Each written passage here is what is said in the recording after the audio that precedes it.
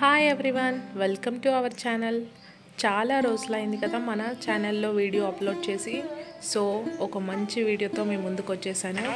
అవును, ఇప్పుడు మనం తిరువన్నామలై వెళ్తున్నాం. మా జర్నీ స్టార్ట్ అయిపోయింది. హైదరాబాద్ నుంచి శబరి ఎక్స్ప్రెస్ కాట్పాడిలో దిగడానికి ఆఫ్టర్నూన్ 12కి ఎక్కితే అక్కడ మిడ్నైట్ 2కి దిగినామండి కాట్పాడి జంక్షన్లో. ఈ మధ్యలో ఎన్నో చిరుదిండ్లు ఆకలేస్తుందని అదొకటి ఇదొకటి తీసుకొని తింటూనే ఉన్నాం. మేమైతే చూడండి ఇప్పటికి ఎన్ని తినేసామో. అదేవిధంగా శబరిమల వెళ్ళే స్వాములు కూడా చాలామంది ఉన్నారు. చాలామందే ఎక్కారనమాట ట్రైన్. అందరూ శబరిమలనే వెళ్తున్నారు. అలాగే ట్రైన్లోనే పూజలు కూడా చేసుకున్నారు. సాగుతుంది.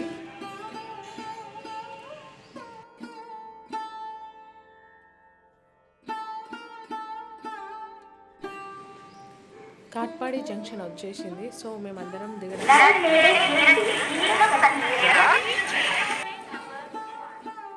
కాట్పాడి జంక్షన్. ఇప్పుడు రాత్రి 2 అవుతుంది. ఇక్కడ నుంచి మేము ఆటో తీసుకొని బస్ స్టాండ్కి వెళ్ళాము.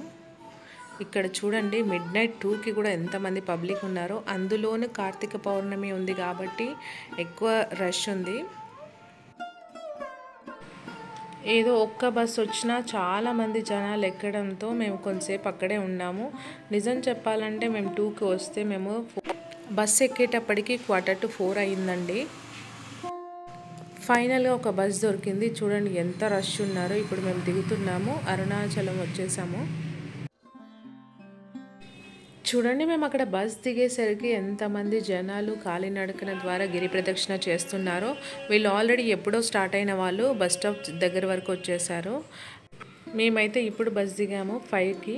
ఇది చూడండి వీళ్ళందరూ వచ్చేసి మెయిన్ గర్భగుడి దర్శనం కోసం వెయిట్ చేస్తున్న వాళ్ళు. ఇంతమంది జనాలను చూసాక నాకైతే భయం వేసింది. అసలు ఎలా నడుస్తామో ఏంటో అని. చూడండి తెల్లారిపోయింది. మాకు రూమ్ కూడా ఎక్కడ దొరకలేదు. మామూలు రోజులలో రూమ్ అయితే 400 to 500 ఆ మధ్యలో ఉంటుందంట అండి. మేము వెళ్ళింది కార్తీక పౌర్ణమి రోజు కాబట్టి 2500, 2000 నుంచి స్టార్ట్. ఫైనల్గా అయితే మాకు దొరికింది. మేమందరం ఫ్రెష్ అయిపోయి గిరి ప్రదక్షిణ స్టార్ట్ చేసాము. ముందుగా ఈ వినాయకుడిని మొక్కి మా ప్రయాణం ఇక్కడ నుంచి మొదలు పెట్టాము. రాజగోపురం గిరి ప్రదక్షిణ ఇక్కడ నుంచి స్టార్ట్ చేసామండి. ఒక దిక్కు భయం వేసింది, ఒక దిక్కు ఆనందం. నేను అరుణాచలంలో ఉన్నాను, ఇక నేను గిరి ప్రదక్షిణ స్టార్ట్ చేస్తున్నానని. అదేవిధంగా ఈ ఎండని చూస్తే కూడా కొంచెం భయం వేసింది, నడుస్తానా లేదా అని చెప్పి. ఆ తర్వాత అంతా కూల్గా అయిపోయింది వర్షం పడి. ముందుగా ఈ గుడిలో మేము 365 ఒత్తులతోటి దీపాన్ని వెలిగించాము. గుడిలో ఫొటోస్ అలౌ చేయరండి. ఏదో నేను అలా తీసాను, మీరైతే ఎప్పుడు తీయకండి. నేను మిగతావన్నీ బయట క్లిప్స్ యాడ్ చేస్తాను కానీ వీడియోస్ ఏం తీయను. ఇక్కడ నుంచి స్టార్ట్ అండి. ఇంద్రలింగం మొదటగా మనకు కనిపించేది లెఫ్ట్ సైడ్లో ఉంటుంది. ఇలా గిరి ప్రదక్షిణం చుట్టూ చాలా గుడిలు ఉన్నాయి. అలాగే చాలా వినాయకుళ్ళు ఉన్నాయి, చాలా నందిలు ఉన్నాయి. ఇవన్నిటిని మనం దర్శనం చేసుకొని వెళ్ళేసరికి చాలా టైం పడుతుంది. ఆ తర్వాత రైట్ సైడ్లో అగ్నిలింగం ఉంటుందండి. అలాగే కొంచెం ముందుకు నడిచినాక రైట్ సైడ్లో శ్రీ శేషాద్రి స్వమంగళ ఆశ్రమం ఉంటుంది. అలాగే కొంచెం ముందుకు వచ్చిన తర్వాత రైట్ సైడ్లో రమణ మహర్షి ఆశ్రమం కూడా ఉంటుంది. మేమైతే ఆశ్రమంలోకి వెళ్ళలేదండి, ఎందుకంటే టైం అంతా అక్కడే అయిపోతుందని. నెక్స్ట్ డే వెళ్దామనుకొని మేము గిరి ప్రదక్షిణ మళ్ళీ స్టార్ట్ చేసాము. చూడండి ఎంతమంది జనాలు ఉన్నారో. యమలింగం, యముడు ప్రతిష్ఠించిన లింగం.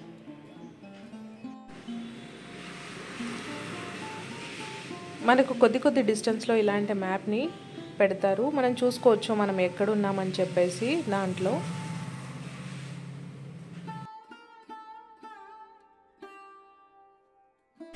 ఆ రోజు కార్తీక పౌర్ణమి కాబట్టి చాలామంది అన్నదానాలు చేశారండి. అక్కడ అడుగడుక్కి ఫుడ్ మాత్రం డొనేట్ చేస్తూనే ఉన్నారు. Food and water. చాలా వాతావరణం కూడా చాలా చల్లగా అయిపోయింది. ప్రతి దగ్గర వాటర్ ఫెసిలిటీ కూడా కల్పించారు. మేము మార్నింగ్ 9:30కి బయలుదేరామండి గిరి ప్రదక్షిణ. ఒక్కొక్క గుడి, ఒక్కొక్క నంది దగ్గరికి వెళ్ళి మేము దర్శనం చేసుకొని ఇవన్నీ చేసే వరకు మాకు నైట్ 12:30 అయింది. అప్పటి వరకు జనాలు పెరుగుతూనే ఉన్నారు కానీ ఎక్కడా తగ్గట్లేదు. తర్వాత లెఫ్ట్ సైడ్లో నైరుతి లింగం కనిపిస్తుంది. ఇక్కడ కూడా దర్శనం చేసుకొని ఇంకా ముందుకు బయలుదేరాము. గిరి ప్రదక్షిణ చేసేటప్పుడు చెప్పులు వేసుకోకూడదండి, కానీ సాక్స్లు వేసుకోవచ్చు. ఎందుకంటే అక్కడ చాలా ఎండ ఉన్నా అలాగే మనం గుచ్చుకొని నడవకుండా ఉండే వాళ్ళైనా కూడా సాక్సులు వేసుకోవచ్చు. మేము కూడా సాక్సులు వేసుకొని నడిచాము. చాలామంది కొందరైతే పొర్లు దండాలు కూడా పెట్టుకుంటూ వెళ్ళారు. మొత్తం 14 కిలోమీటర్లు గిరి ప్రదక్షిణ చుట్టూ పొర్లు దండాలు పెట్టుకుంటూ వెళ్ళడం కూడా నేను చూశాను. అడుగడుగున టెంపుల్స్ అండి. అసలు నేను ఇలాంటి ప్రదేశం నేను ఎక్కడా చూడలేదు. అన్ని టెంపుల్స్ ఉన్నాయి అక్కడ. ఇక్కడ ఫుడ్కి అయితే ఎటువంటి లోటు ఉండదు. అండ్ ఇక్కడ ఫారినర్స్ కూడా చాలామంది వచ్చి ధ్యానం చేసుకోవడం ఇలాంటివి చేస్తారు.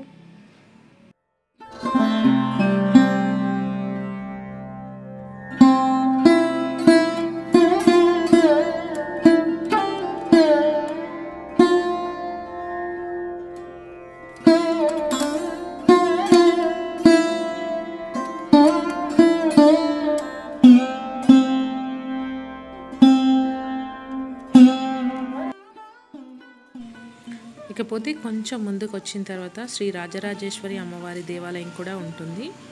ఇక్కడ దర్శించుకొని ముందుకు వెళ్దాం.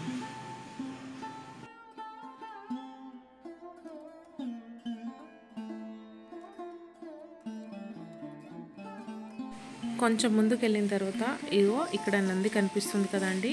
ఇది చాలా శక్తివంతమైన నంది అంట. కరెక్ట్ మేము హారతి ఇచ్చే టైంకి వెళ్ళాము. అక్కడ మొక్కుకొని దానికి రైట్ సైడ్లోనే చిన్నది సింహముఖంతో ఉన్నటువంటి ఒక ద్వారం కనిపిస్తుంది. అక్కడ చిన్న దీపం పెట్టి ఉంది. ఇక్కడ మొక్కుకోవాలి. ఇక్కడ చాలా శక్తివంతమైన ప్లేస్ అంట. సో మేము కూడా మొక్కుకున్నాము. అలాగే ఇక్కడ ఒక దీపం కూడా పెట్టాము.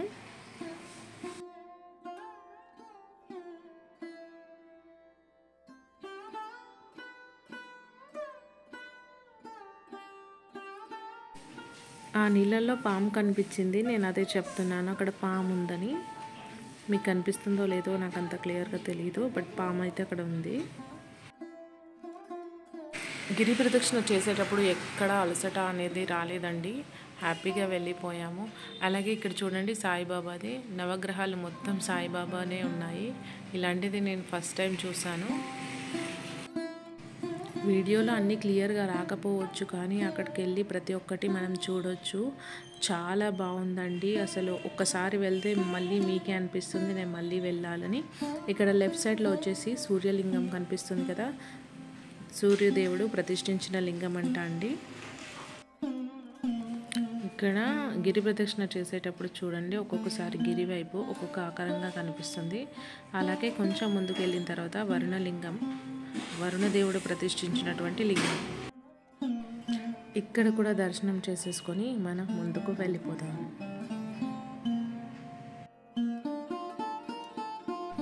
మార్నింగ్ ఎండగా ఉండే ఒక 12-12:30 వరకు, ఆ తర్వాత ఎంత చల్లగా అయిపోయిందంటే బహుశా కార్తీక పౌర్ణమి రోజు నా దగ్గరికి ఎక్కువ జనాలు వస్తారు అని చెప్పి దేవుడు చల్లగా చినుకులను కురిపించి వాతావరణం చల్లగా చేశాడేమో అనిపించింది.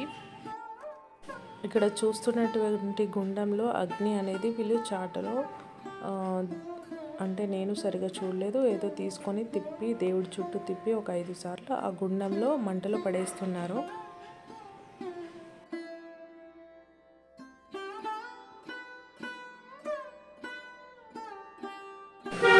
అలాగే కొంచెం దూరం నడిచాక రైట్ సైడ్లో లోపలికి వెళ్ళాలి. ఆది అన్నమలై గుడి ఉంటుంది. ఇవన్నీ కూడా కార్తీక దీపాలు 365 ఒత్తులతో చేసి ముట్టిస్తున్నారు.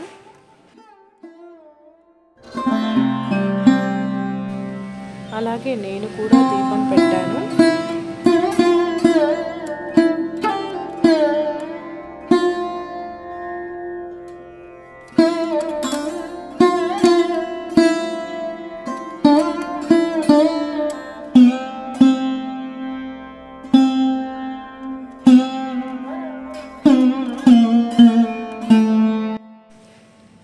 గిరి చుట్టూ ఎన్ని కోట్ల దీపాలు ఉండొచ్చో కార్తీక పౌర్ణమి రోజు.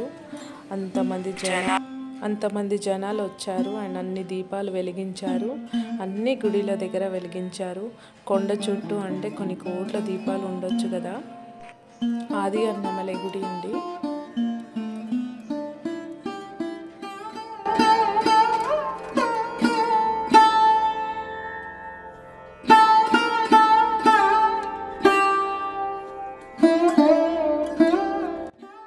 గుడిలలో భక్తులు ఎక్కువ ఉండడం వల్ల మాకు దర్శనానికి చాలా టైం పట్టింది. సో చీకటి కూడా అయిపోతుంది.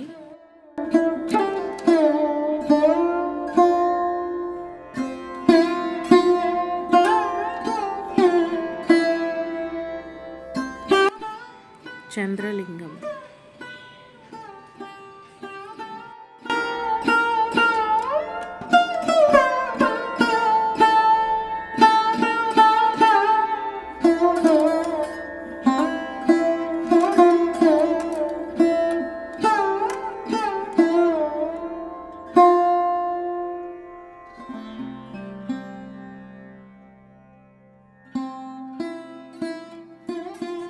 కుబేరలింగం దగ్గర దర్శనం చేసుకొని ముందుకు వెళ్ళాము. అండ్ ఇక్కడ ఇరుక్కుపెళ్ళై అని చెప్పేసి ఉంది కదా, అక్కడ ఎంతమంది జనాలు ఉన్నారంటే దాదాపు 1.5 కిలోమీటర్ దాకా జనాలు లైన్లోనే ఉన్నారు. మేము ఒక 4 hours వెయిట్ చేసి మరి ఆ ద్వారం నుంచి బయటికి వచ్చాము.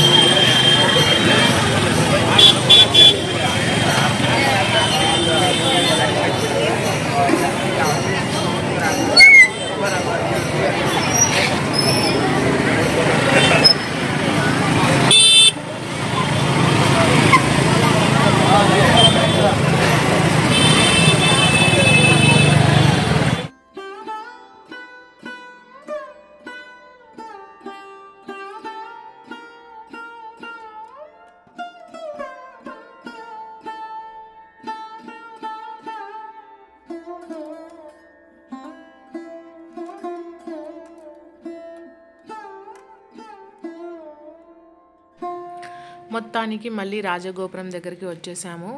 ఇదే అన్నమాట. ఇక్కడ నుంచి స్టార్ట్ చేసి మళ్ళీ ఇక్కడే ఎండ్ చేయాలి.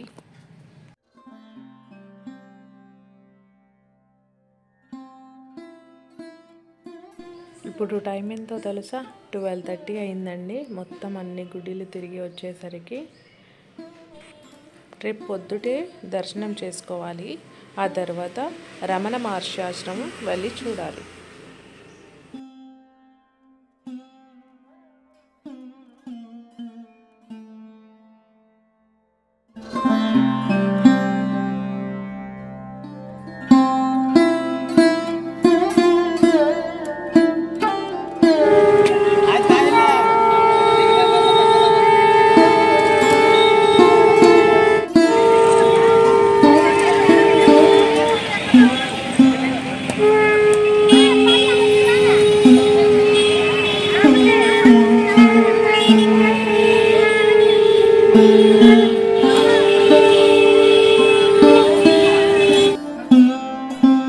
దర్శనంకి కూడా మాకు 4 to 5 hours పట్టిందండి.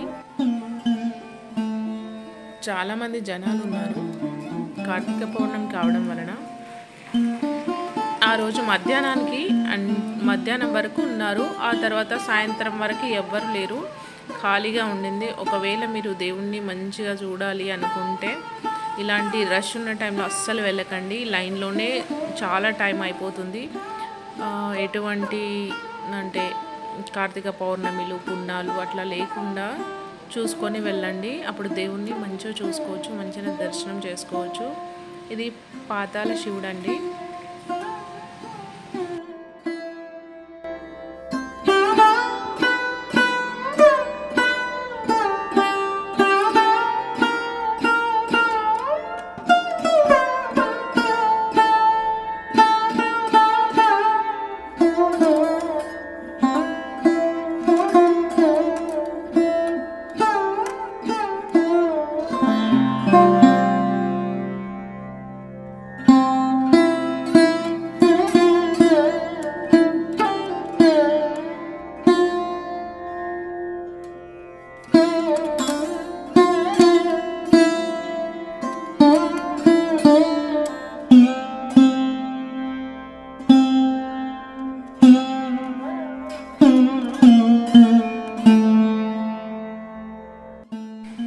అమ్మయ్య, దేవుణ్ణి మొత్తానికి కల్లారా చూసేసా ఇన్ని అవర్స్ తర్వాత.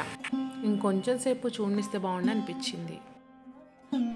మొత్తానికి దర్శనం అయిపోయింది కాబట్టి ఇప్పుడు రమణ మహర్షి ఆశ్రమంలోకి వచ్చేసాము. పైనకి వెళ్తున్నాము వ్యూ పాయింట్ దగ్గరికి. చూడండి, చాలా చాలా బాగుంది. ఇవన్నీ రాళ్ళతోనే ఉన్నాయి, అంటే మెట్లు అలా ఏం లేదు. కింద చూస్తున్నారు కదా, అటువంటి రాళ్ళతోనే పైన వరకు కొండంతా అలాగే ఉంది. అలాగే దిగడానికి స్టెప్స్ కూడా అలాగే ఉన్నాయి. పైన స్కందాశ్రమం, అలాగే విరూపాక్షి గుహ ఇవన్నీ ఉన్నాయి. ఇక్కడ చూసారా చిన్న చిన్న విగ్రహాలు, ఇవన్నీ స్టోన్తోనే వాళ్ళు చేతులతో చేసి చెక్కినటువంటివి. చాలా కష్టపడి చెక్కి ఉంటారు కదా, చాలా బాగున్నాయి. ఇది చూడండి, బుడ్డిలింగం బాగుంది కదా.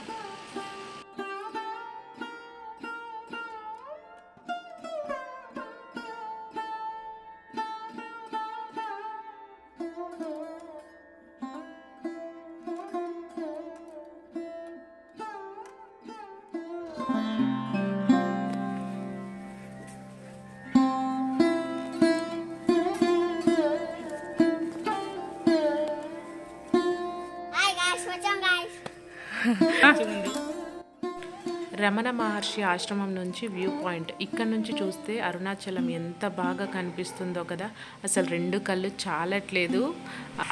నాకైతే ఇక్కడ నుంచి చాలా చాలా బాగా అనిపించింది. ఇకపోతే స్కందాశ్రమం. ఇక్కడ గుహలు ఎలా ఉన్నాయంటే చాలా వేడిగా, అలాగే చాలా నిశ్శబ్దంగా ఉన్నాయి.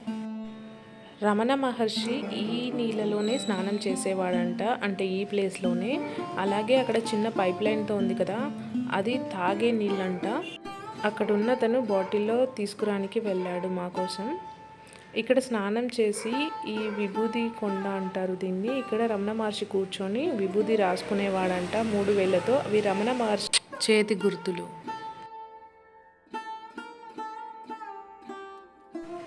తాగే నీళ్ళు అసలు ఫిల్టర్ నీళ్ళు కూడా పనికిరావండి, అంత బాగున్నాయి. మీరు వెళ్ళినప్పుడు ఒకసారి తీసుకోండి వాటర్, చాలా బాగున్నాయి. విరూపాక్ష గుహ.